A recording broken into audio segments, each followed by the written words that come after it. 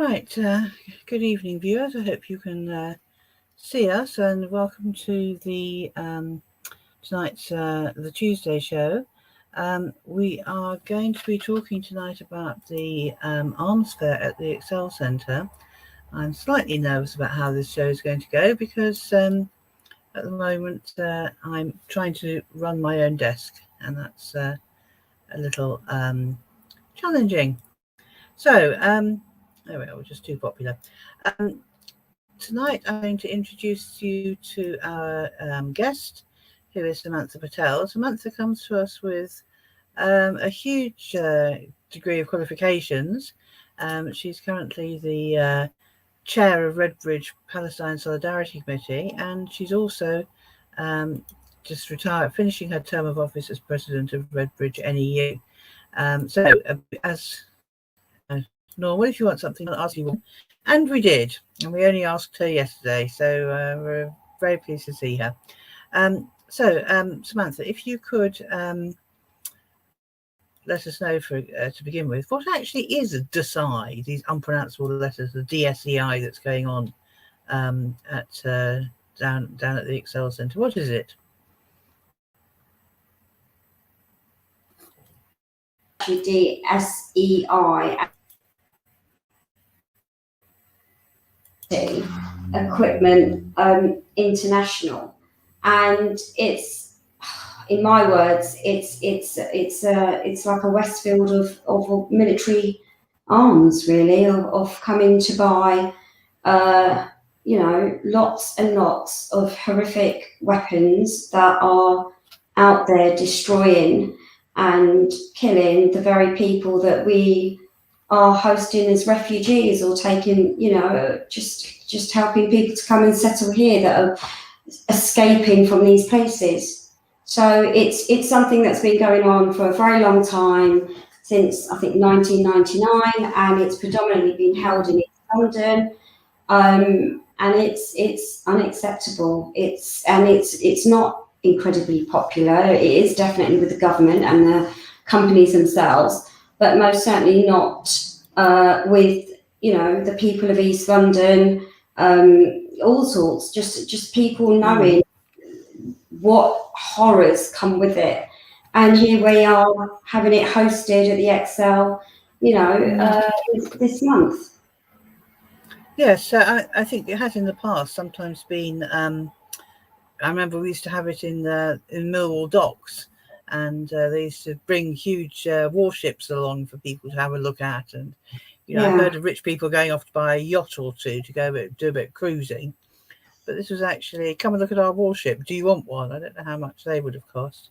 So what sort of arms? Is it just some guns and some tanks, do you know? Or what actually? It'll be, it's a variety, of,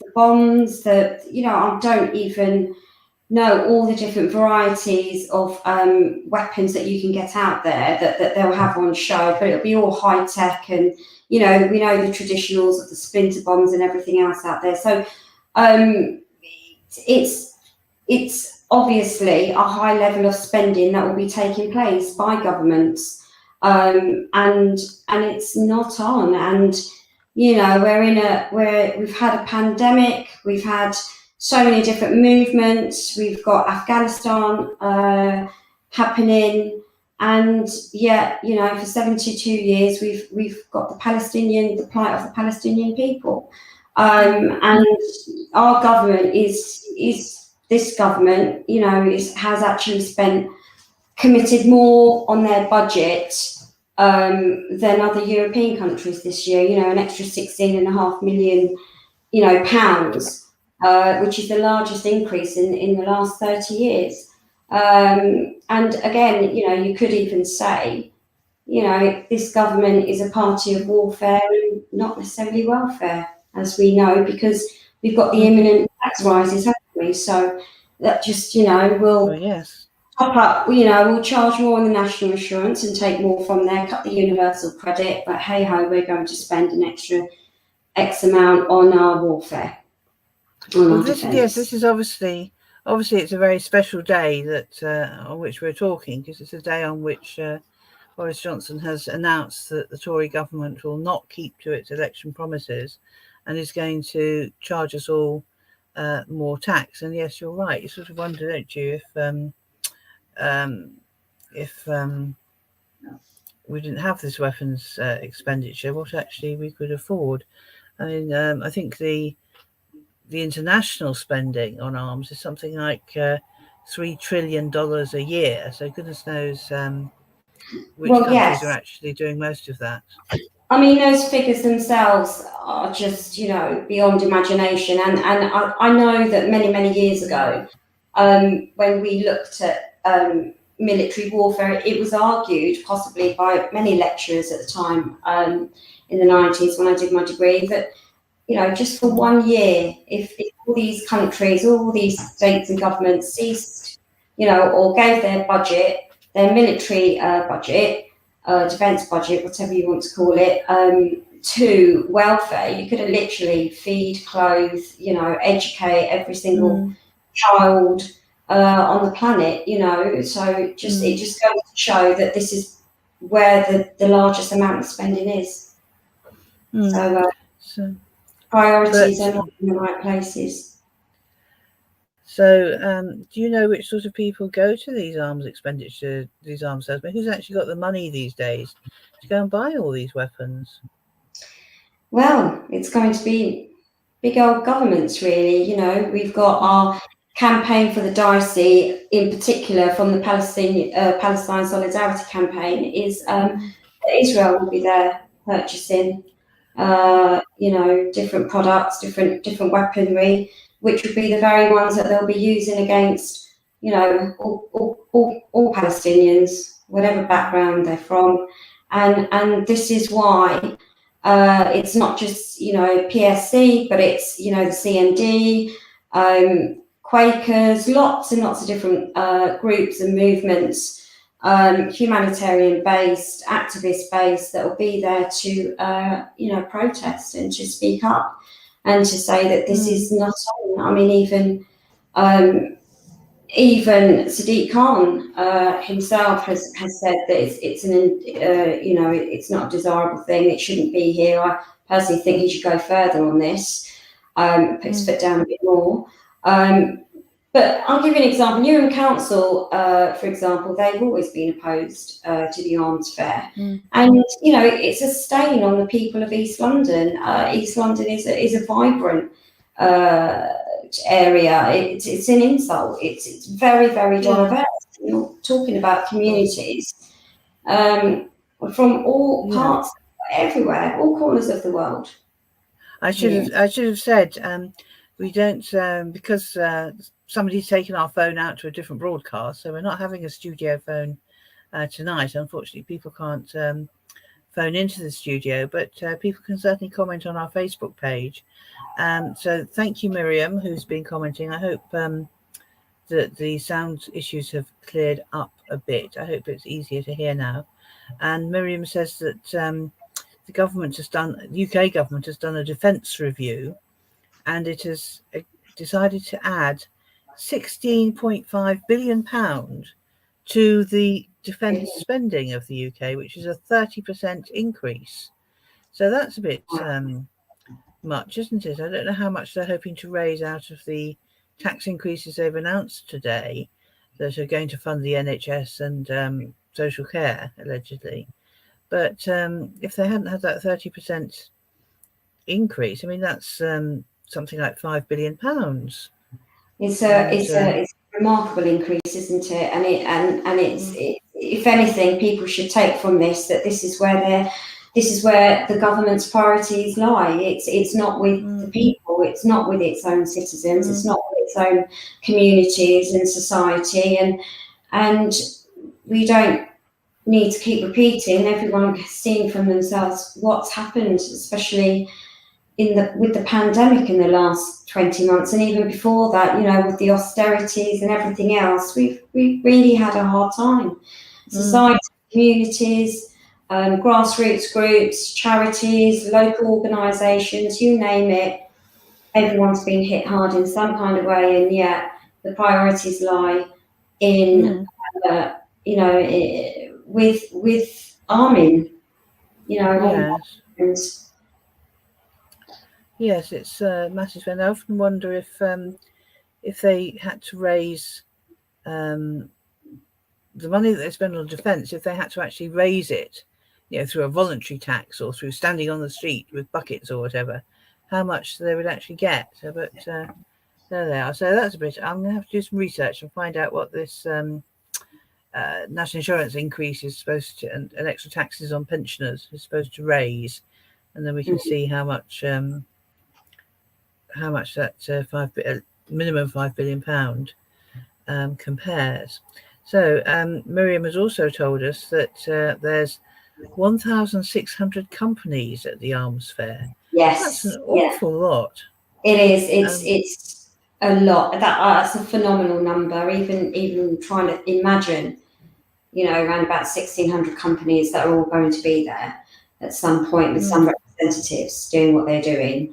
You know, I can't say I've ever been to the Excel for fun, but I have been there to broadcast on the occasional election count, because Tower Hamlets likes to count its elections over in Newham for some reason, which makes it very difficult for people to come and mill around like they used to do when the counts were in Tower Hamlets. But why it is they've gone to Newham, I don't know. But they hire these aircraft hangars, which are a tiny bit of Excel, and they put the count in one corner and the journalist at another, and we do these long distance photographs. So it must be a big place, because you know, even the small part that Hamlets hires is very small. And the only other thing I remember about Excel is that there's a set of stairs in the middle of the sort of bit that goes up the middle, the concourse, and on the set of stairs there's a sign, I don't know if it's still there, and it says disabled toilets downstairs, pointing to the stairs, which seems sort of a bit over the top. Anyway, so somehow they've crammed 1,600 companies in, probably no warships unless they put them in the docks. Miriam has kindly helped us out by saying that she agrees it's the governments who go there to buy. But there's also two things. I wonder if there's any, you know, when there's a conflict in a small country, they quite often seem to sort of call in some sort of, well, basically private paramilitary sort of troop, don't they? So I often wonder if it's actually governments who buy, or if it's sort of third-party small companies who act on behalf of governments. Mercenaries, that's what I'm looking for. Well, that's the way it's all going now, isn't it? Just like with Grenfell, you know, it's a local authority, local council property, but then you've got 7 different companies that have been, you know, privatised to come in, and contracts to then do this and that, and that's it. Takes the accountability and away, doesn't it? It takes the spotlight from off the government, so to speak, with these other companies. Yeah, definitely, all these different factions going on with supporting this, you know, horrific event. Really, it's not on, and we should not be silenced by it, and we should not be. We have every right to speak out and speak up and say enough is enough. This is not on. Well, there's also Miriam suggests that there's also quite a lot of networking that goes on, and actually the DSEI website itself says come here and network, and you know, you wonder who's meeting whom, you know, sort of companies meeting ministers of defence. There must be some sort of quite close relationship between them if governments are such good customers. Yeah, they're going to be the most prominent customers as well, aren't they? No one's really going to have as much money as them to go shopping and spend on these and to buy these you know, these weapons of mass destruction, you can call it, because it is. War leads to destruction and death, and on the one hand we're hosting you know, our city, our wonderful city is hosting a place where you can come and buy all these you know, these weapons as such, but on the other hand, we're, you know, all the local churches and mosques and, you know, synagogues and so many different organisations within the communities are there, you know, working endlessly, tirelessly, trying to get to call out to people to bring to donate for the refugees that we're going to be accepting or have already accepted, and the irony of it. The irony of it, you know, it really it's a great contrast. Yes. I mean, it makes you wonder who the US is, who the UK is trying to impress, doesn't it? You know, with this high level of spending, it's like we're still a major power or something. We're not, are we? Well, no, and the US, you know, already since 9/11, we've got figures as that they've spent, you know, $21 trillion on war since 9/11. No sign of ceasing on that. You know, you've got drones that have killed children. There was a drone attacks that killed families in Afghanistan last week. Then you've got, you know, investments in cyber security with firms, you know, all there trying to develop it over decades just to continue with the oppression of people. What do you mean by cyber security? I mean, I know the word cyber and I know the word security.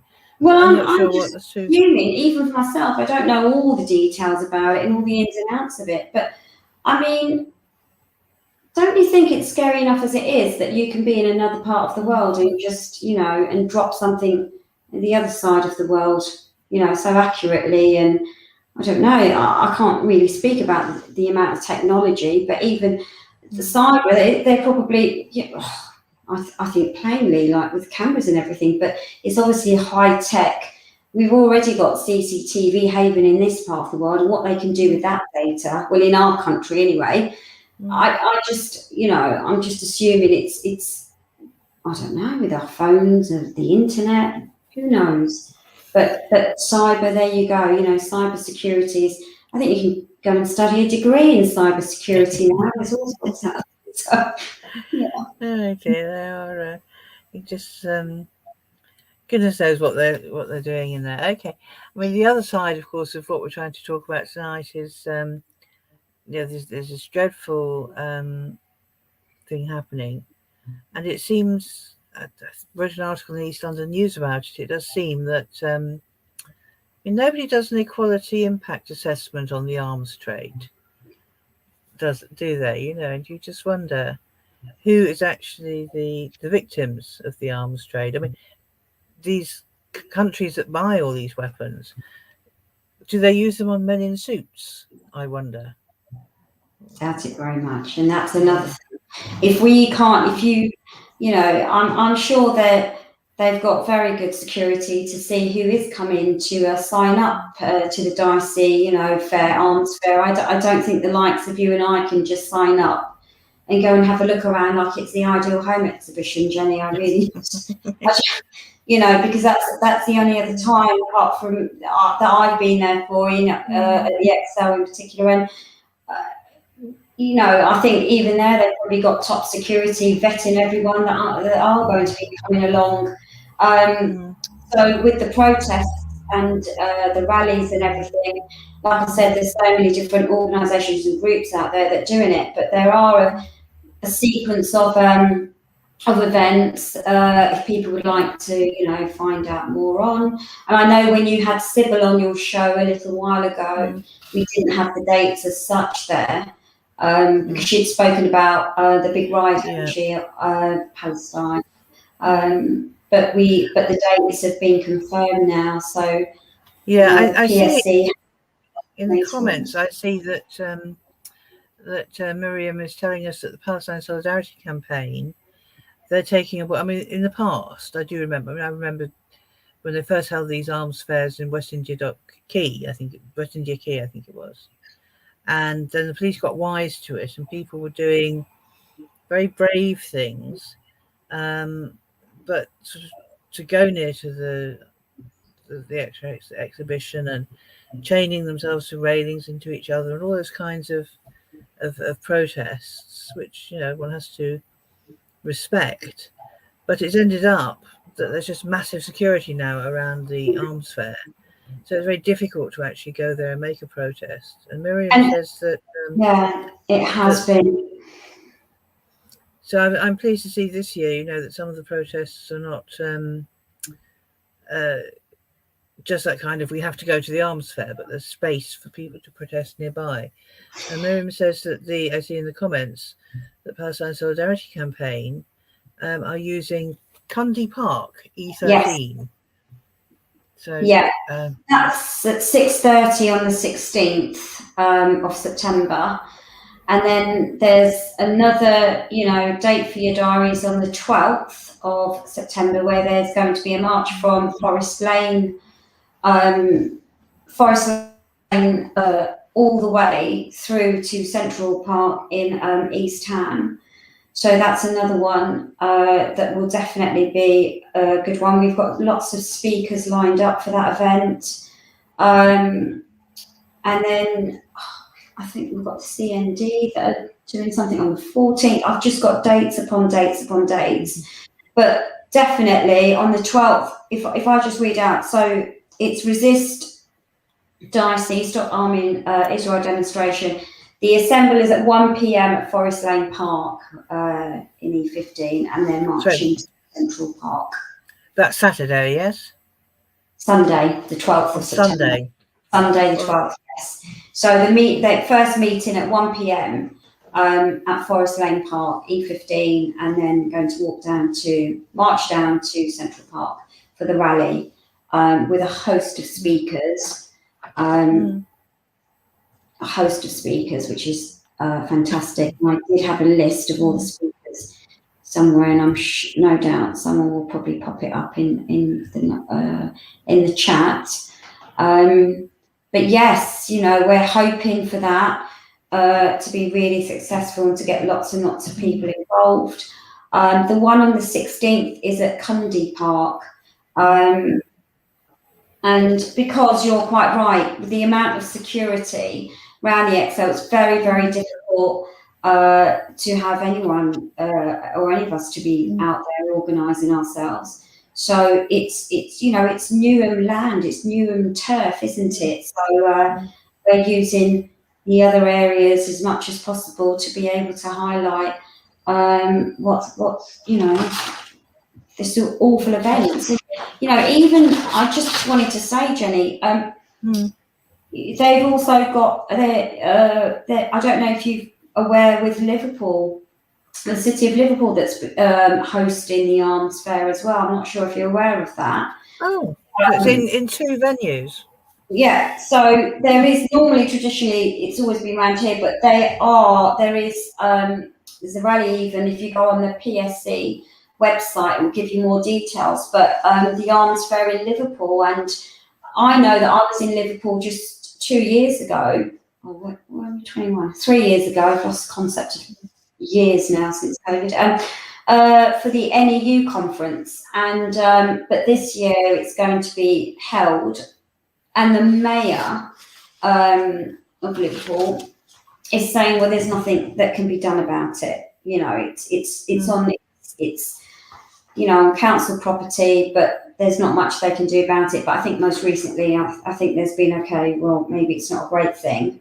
And Kevin Courtney, who's the joint general secretary for the NEU, he has written an open letter to the mayor of Liverpool just to say, well, you know what, this is not on, it's unacceptable, and the NEU will rethink about using the conference centre there again in the future for their conferences. So it's about putting pressure on, it's about standing up and saying what you have to say and just trying to say that's interesting, because I think a week or so ago we celebrated the 40th anniversary of the demonstration that founded the Greenham Common Women's Peace Camp, and I think perhaps sometimes we've forgotten how much power people have. I mean, direct action, like I was talking about earlier, is I certainly respect it, but I think we have to think of some other ways personally of campaigning as well. It's very interesting to hear what you said about the NEU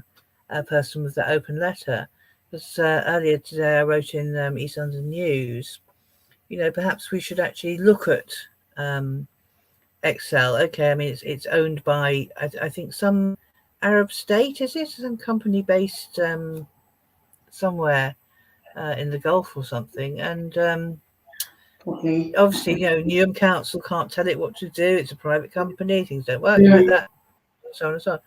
But Newham Council could say it will never book the XL again, and Hamlets Council could find somewhere else to have its election counts. It doesn't have to go to Newham to do it. And I'm sure we can't have a vigil or a camp outside the Excel Centre. That would just I'm sure somebody would move us off very quickly. But I don't see why we can't sort of target some of the other companies that come to the Excel Centre and say, do you realise your show, Ideal Home exhibition, wedding exhibitions there are there, boat exhibitions are all being tainted by the fact that, these killing machines, whether they're small guns or large tanks, these killing machines have been in this venue. Do you want to be associated with them?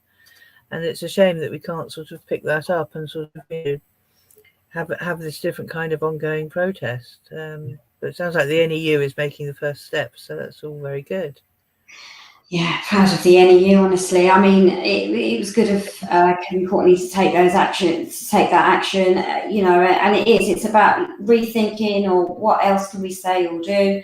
And it was that open letter really to say, well, we will rethink in using that place again. And I do think that's another way just to show that, resistance to what's happening. The Palestinian led rally for Thursday the 16th at Cundy Park, that's at 6:30. I mean, we've got a host of speakers and they're all Palestinian speakers actually.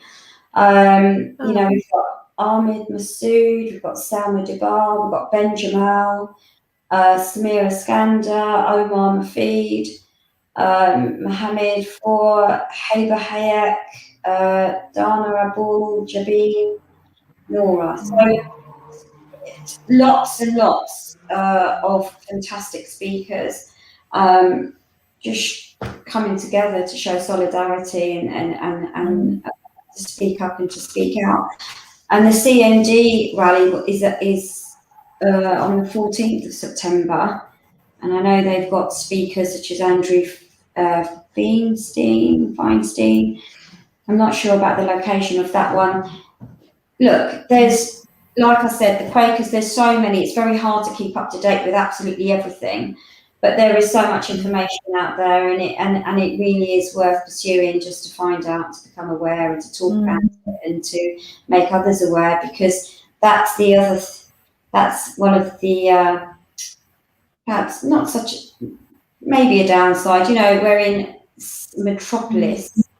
We're busy getting on with our lives. There's so many things that we're not aware of. The different marches that have been taking place. The groups just the other day marching against us accepting any refugees. I mean, it's, the beauty of freedom of speech and being able to speak out against whatever. But even there, it's, I don't know. I mean, that's a shame that there was, I don't know what the numbers of people out there that were protesting, but we have to be able to exercise our voices and our rights and our individual liberty and our collective of speech. Well, you've obviously been out in Newham. I mean, the arms dealers didn't have to go out in Newham asking people to come and support there, but I think you lot have been out.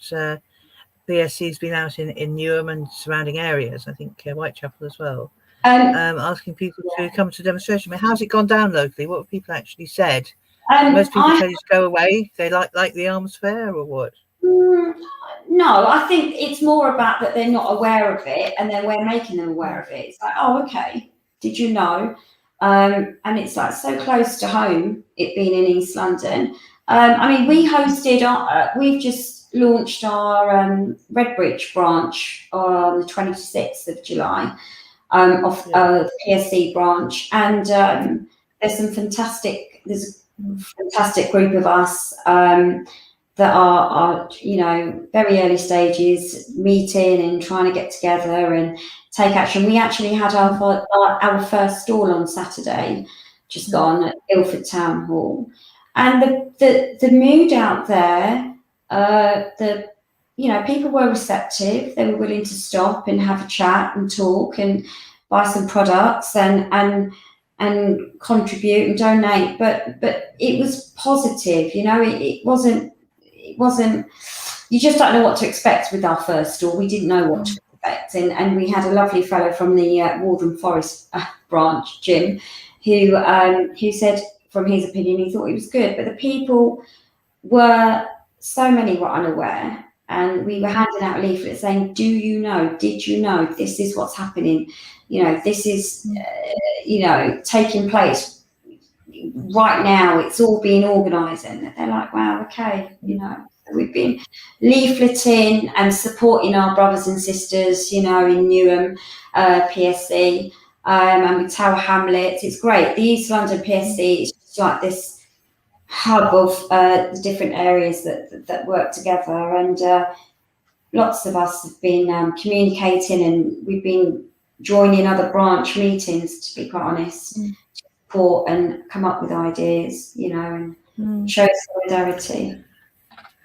Well, it's obviously good to hear that you had a good store. I mean, how's it working out with the Redbridge branch of PSC? I mean, what have you been finding out is the local attitude towards Palestine? We had bombings of Gaza again earlier this year. Big protests seem to have gone a bit quieter now.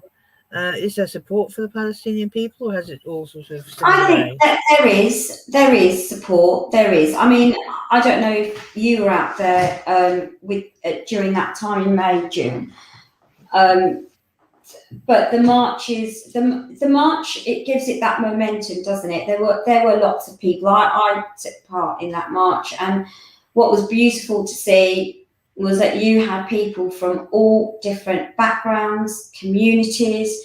You know, people might have assumed it was predominantly a march full of Muslims. Well, yes, there were lots of Muslims there, but, you know, there were also poignant, significant other groups of people from different backgrounds, different faiths. There was there were some Hasidic Jews, actually, that were there,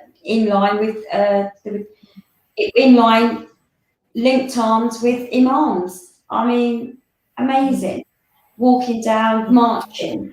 There were so many different groups of people, and this is what I'm saying. It's, you know, some people feel that the media wants us to feel pressurized, that we shouldn't be speaking about Israel or anything, you know, that this could be perceived as, you know, anti-Semitic and everything, but it's absolutely not. And, you know, there's some really good websites out there, you know, that have been, where they've got definitions of anti-Semitism formulated by, you know, Jewish scholars and rabbis, and it tells you clearly there is a separation. A criticism on a government is not a criticism on any group of people based on their ethnicity or their religion. It just simply is not the case. You know, so that march gave it, you know, spurred and churned people into trying to show interest in everything, and that's from that some of us got together and formed Redbridge PSC with the help of Sybil and other PSC executives and members.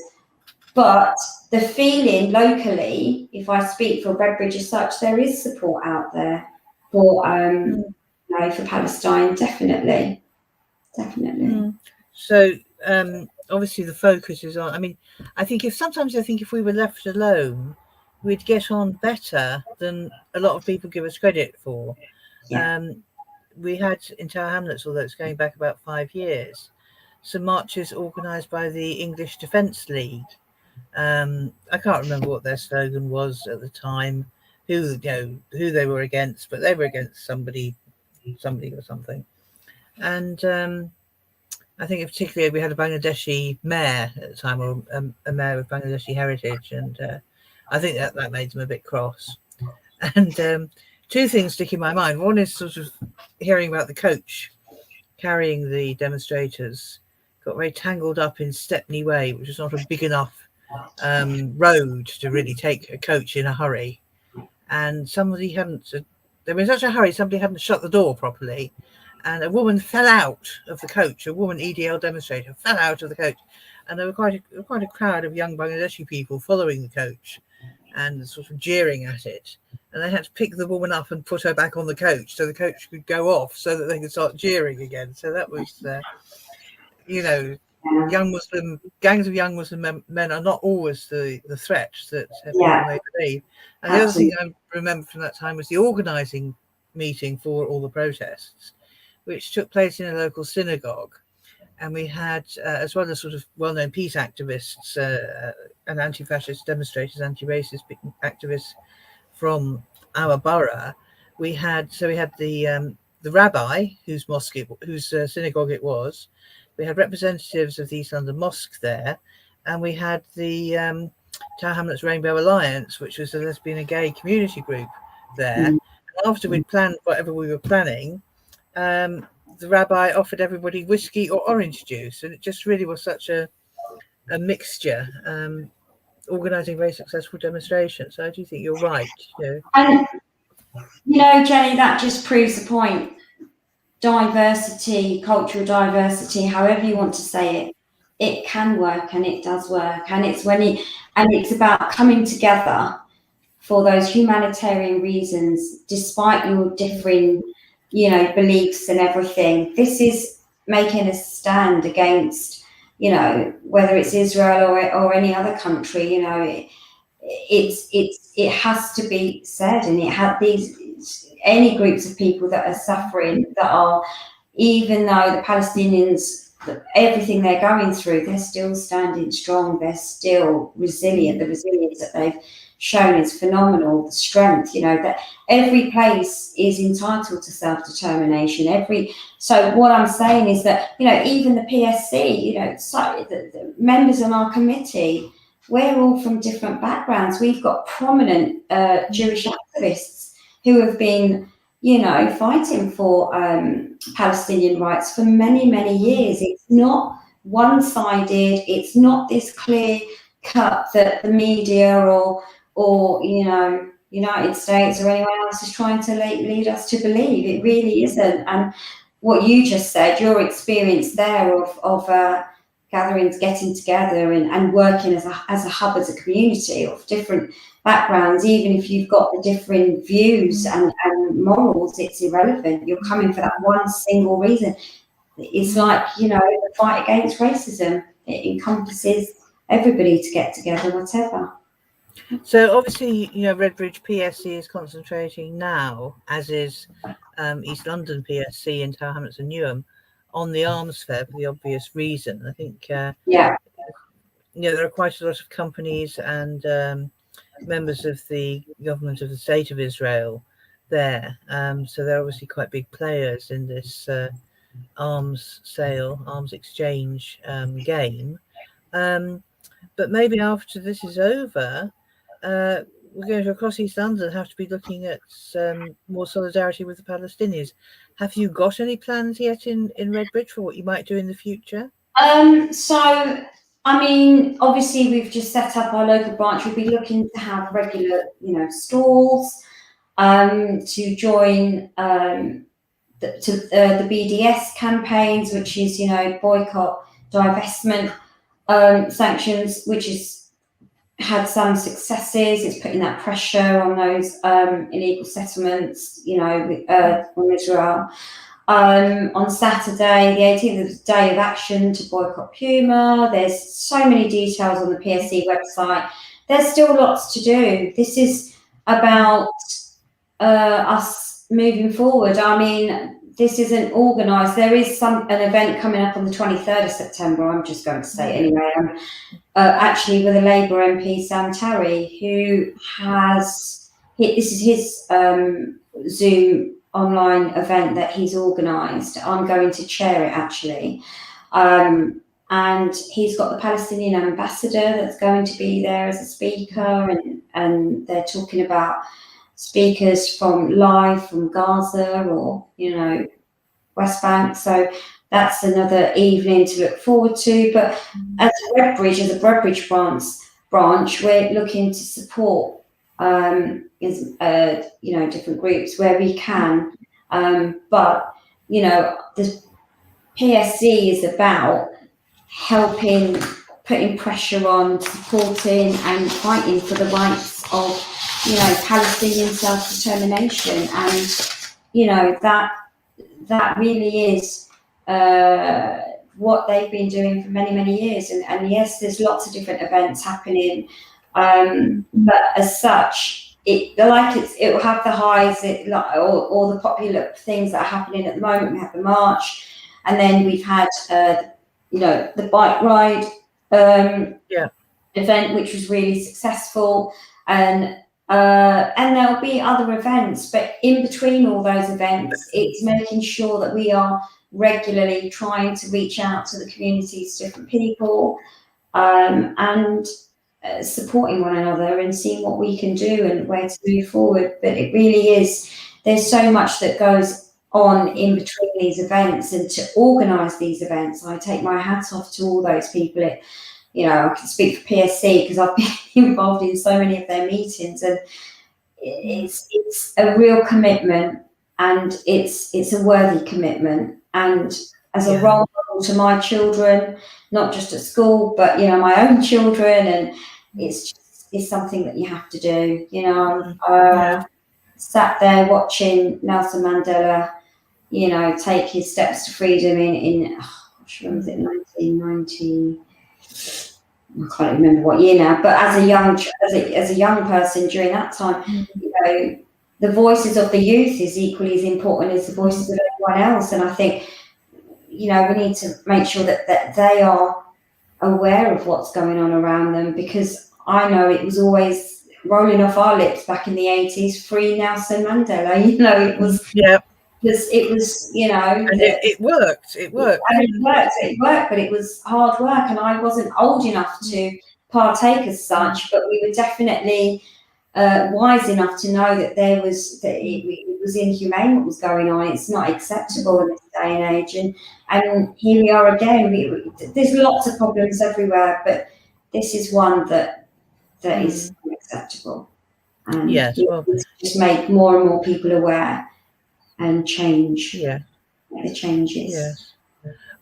Well, in a minute, I'm going to ask you if you can just give us a recap on the details of the two biggest demonstrations coming up next week. I'll just say that when we get to the 18th of September, PSC is going to launch a boycott action against Puma. That's, again, Miriam, thank you for putting that in the chat. People may have seen that. You know, it sounds like we're going to have to do a lot more on Palestine on the Tuesday show, and hopefully people will join in. Bring your banners to the demonstration, whatever you're from, because, you know, it's not only you going out on the demonstration, you know, putting your feet on the streets, but also having a banner to show where you're from. You know, East London this, Tower Hamlets that, Newham something else, Redbridge something else. That really, really makes your presence very worthwhile, and I'm sure everybody has got something that they're from, you know, that they can bring a couple of neighbours along, or a couple of other people who work in your community centre or come from your school, and can actually make an impact at the demonstration. So, without further ado, if you've got the details handy, Sam, let's just go through those demos again.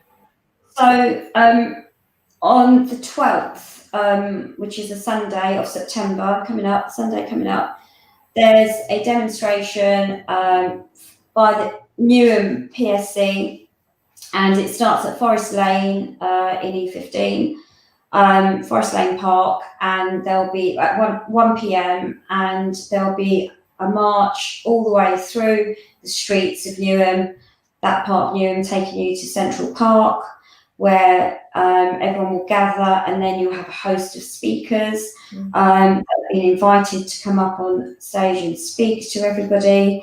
And on the 16th at Cundy Park, will be 6:30, which is Thursday, the 16th of September, there will be a demonstration and a rally there as well.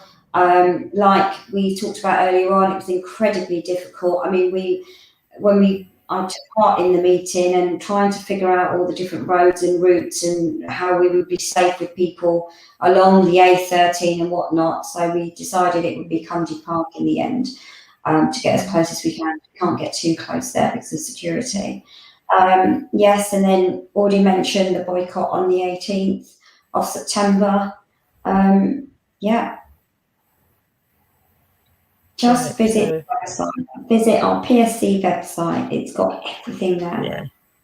Yeah. Miriam's put a couple of links up, which I'm very grateful for. There's, as I said, I think I said earlier, I'm actually trying to look at the technical side of this broadcast, and which has been a bit distracting. But it also means I can't have too much else running on my computer, otherwise everything just freezes, which it did at the beginning of the broadcast. So hopefully people will take that to heart. I'll certainly put up a further reminder on East London News about the various events going on, and hopefully people will get out there. Now, we've had quite a few challenges today with putting this show together, and we've overcome them, and we've actually been able to talk about this important issue for the whole of this show. Maybe we'll have some shorter interviews in future shows. But I would just say to you as well, to everyone who's listening and who listens to the on-demand show, if you have a community event or a cause that you are trying to push and to follow, do come on. We do sometimes we have programs that last the whole program on one topic, and we talk about it in depth, and particularly like this when it's an important issue. And sometimes we will also do just little interviews with you to just show what's going on across our region. But hopefully the oppression in Gaza, it's a lot of it is just so unthinkable, isn't it? We feel very secure here, particularly you said younger people need to get involved, and some of them can't remember